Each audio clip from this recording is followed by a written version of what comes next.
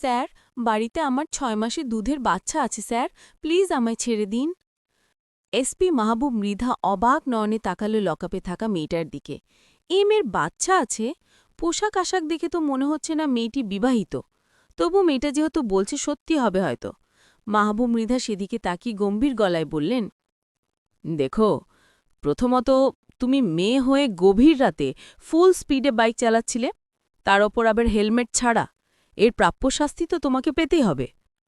মনে মনে এসপি মাহবুবকে ভয়ঙ্কর রকমের একটা গালি দিল লকআপে থাকা মৃত্তিকা।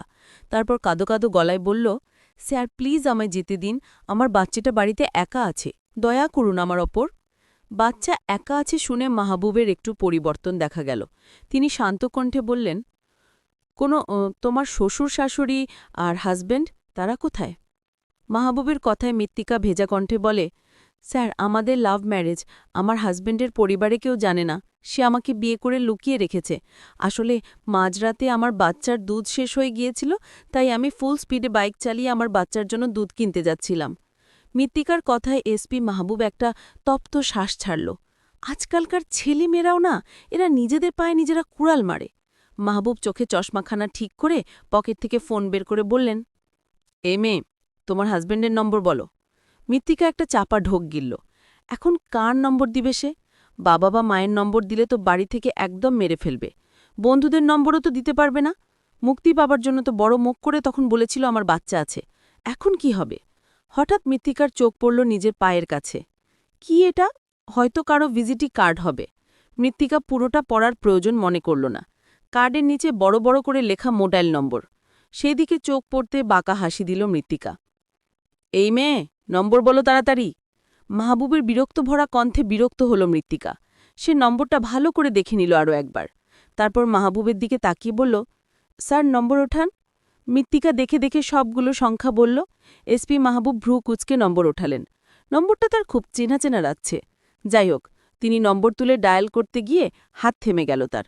নম্বরটা তার ফোনে সেভ করে রাখা আছে। তিনি তড়িঘড়ি করে চশমা খুলে চোখ দুটি ডোলে আবার ব্যস্ত হাতে চশমা পরে ভালো করে চোখ বুলালেন। না, ঠিক, সে তখন ভুল দেখেনি। সেভ নম্বরের নাম দেখে মাহবুবের গলা শুকিয়ে কাঠ হয়ে আসে। ভয়ে বুক ধিমধিম করে। চোখ জ্বলে উঠল মুহূর্তেই। ঠোঁট কামড়ে কান্না আটকালেন মাহবুব। টেবিল থেকে গ্লাস তুলে ঠক ঠক করে একদমে পুরো গ্লাসের পানি শেষ করলেন তিনি।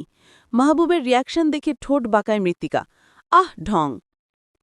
নবীন, নবীন! মাহবুবের হুঙ্কারের জন্য কেঁপে উঠল কক্ষ। ভয়ে মৃত্তিকা বুকে থুথু ছিটায়। কারো ধমকের শব্দ এতটা ভয়ঙ্কর হয় সে আগে জানত না। মাহবুবের কথায় দারোগা নবীন কাপা গলায় বলল, জি স্যার। দরজা খুলে দাও নবীন, তাড়াতাড়ি। নবীন কাপা হাতে লকআপের দরজা খুলে দিল। মাহবুব মৃত্তিকার দিকে তাকিয়ে বিনয়ী কণ্ঠে বলে, বেরিয়ে আসুন আম্মাজান। মাহবুবের কথায় মুখ হা হয়ে গেল মৃত্তিকার। ২ মিনিটের মধ্যে কি এমন হলো এই লোকের? একেবারে এই মেয়ে থেকে সে আম্মাজান হয়ে গেল। মৃত্তিকা যান্ত্রিক মানবীর ন্যায় লকআপ থেকে বের হয়ে বাইরে আসে। মৃত্তিকা বাইরে আসতেই মাহবুব চেয়ার টেনে দিয়ে বললেন, এখানে বসুন আম্মাজান। মৃত্তিকা ধীর পায়ে এগিয়ে এসে বসল চেয়ারে। মাহবুবও বসে পড়ল ওপর চেয়ারে। তারপর ব্যস্ত হাতে ফোনে কিছু টাইপ করলেন। তারপর ফোন রেখে মৃত্তিকার দিকে তাকিয়ে নরম কণ্ঠে বলল, আম্মা, কি খাবেন বলুন, চা না কফি? মৃত্তিকা জোরপূর্বক হেসে বলে, না না, কিছু খাবো না। সত্যি বলতে ভয়ে মৃত্তিকার বুক কাঁপছে। আচ্ছা, ওই নম্বরটাতে কি কোনো গণ্ডগোল ছিল? কি জানি। না না আম্মা, কিছু একটা তো আপনাকে খেতেই হবে। আমি বরং চা দিতে বলছি আপনাকে। বলেই তিনি আবার গলা উঁচিয়ে বললেন, রশিদ, চা দাও, সাথে মিষ্টি বিস্কুটও দিও। মৃত্তিকা চায়ের কাপে ছোট ছোট চুমুক আছে, আর মাহবুব এক ধ্যানে মায়া ভরা নয়নে তাকিয়ে আছে মৃত্তিকার দিকে। মৃত্তিকা মনে মনে আওড়াল, ওরে বেডা, অন্যদিকে তাকায় তো চোখ লাগে আমার কলেরা বসন্ত হয়ে যাবে। চোখের পলকও বোধহয় ফেলছে না লোকটা। উফ, কি জ্বালা! মৃত্তিকা নিজের হাতে থাকা চায়ের কাপ মাহবুবের দিকে এগিয়ে দিয়ে মিষ্টি হেসে বলল, স্যার, আপনি চা খাবেন? মৃত্তিকার কথায় ঠোঁট হেলিয়ে হাসে মাহবুব। তিনি বললেন, না, আমি খাব না। আপনি কথা শেষ করতে পারল না মাহবুব। তার আগেই তার ফোন বেজে উঠল। ফোনের স্ক্রিনে চোখ বুলিয়ে মৃত্তিকার দিকে তাকিয়ে বললেন, আম্মা যান, তাড়াতাড়ি আমার সাথে আসুন। মৃত্তিকাও মাথা নেড়ে চলল মাহবুবের পেছন পেছন।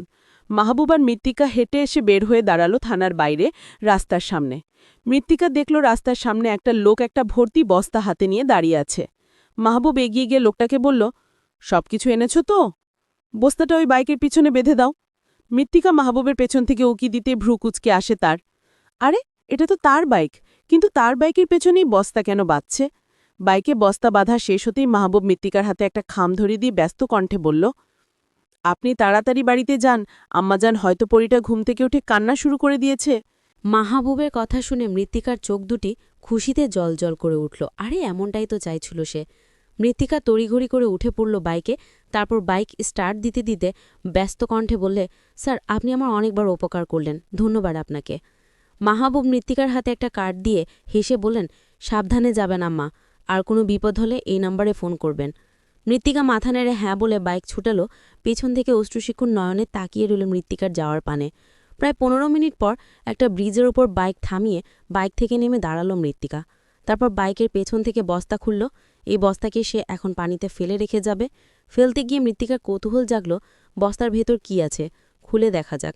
যেই ভাবায় সেই কাজ। মৃত্তিকা বস্তার মুখ খুলে বস্তার ভেতর উকি দিতেই মুখ হা হয়ে গেল তার। এগুলো কি?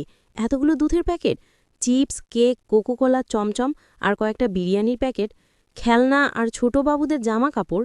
সবগুলোকে জিনিসকে কাজে লাগাতে পারবে সে, কিন্তু এই দুধের প্যাকেট আর জামা কাপড়, এগুলো যাই হোক, সেটা পরে দেখা যাবে। মৃত্তিকা বস্তার মুখ বেঁধে আবার বাইকের পেছনে বেঁধে দেয়। তারপর পকেট হাতলে নিজের ফোন বের করে, ডাল করল একটা নম্বরে। ফোন রিসিভ হতেই ফোনের ওপাশ থেকে ভেসে এলো ভয়াল কণ্ঠ, মিত্তি ভাই, কই তুই? খুব ভয় আছি আমরা। ঠিক আছিস তো তুই? মৃত্তিকা বাঁকা হাসি দিয়ে বলল, ঠিক আছে আমি, তোরা রেডি থাক, তোদের জন্য সারপ্রাইজ আছে। সকাল সকাল মিধা বাড়িতে কান্নার রোল পড়ছে। বাড়ির আদরের বড় ছেলে নাকি কাউকে না জানিয়ে বিয়ে করে বউকে লুকিয়ে রেখেছে। আর এই সংবাদ শোনার পরে পুরো মৃধা বাড়ি যেন কান্নাপুরীতে পরিণত হয়েছে। সবাই গলা ফাটিয়ে কাছে। যে ছেলে প্রণ করেছে বিয়ে করবে না, আর সেই আদুরের ছেলে সবাইকে চুরি পরিয়ে বিয়ে করে লুকিয়ে রেখেছে। এই সংবাদের শোকে হার্ট অ্যাটাক হয়েছে বাড়ির বড় কর্ত্রীর। বাড়ি ভর্তি মানুষ কানাঘুষা করছে। মৃধা বাড়ির বসার ঘরে ৪ জন ছেলেকে উদাম গায়ে বেঁধে রাখা হয়েছে। পরনে শুধুমাত্র একটা করে হাফ প্যান্ট তাদের। প্রত্যেকের দুগাল ভর্তি ৫ আঙুলের ছাপ স্পষ্ট। উদাম গায়ে চেলাকাঠের মারের দাগগুলো রক্তিম বর্ণ ধারণ করেছে। তাদের মাথা নিচু করে রাখা, আর তাদের ঘিরে দাঁড়িয়ে আছে ৩ জন প্রাপ্তবয়স্ক লোক। ৩ জনের হাতে মোটা মোটা চেলাকাঠ, তাদের চোখে মুখে তেজি আগুন।